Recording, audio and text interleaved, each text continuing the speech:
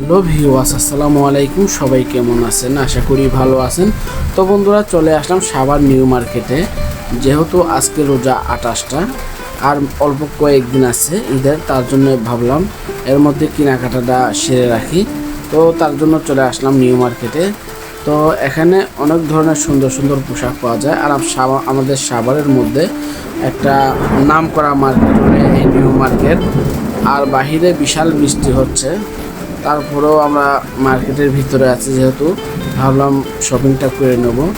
তো আমরা 3-4 দিন চলে আসছি। তো ভিডিওটা না টেনে অবশ্যই দেখতে থাকুন।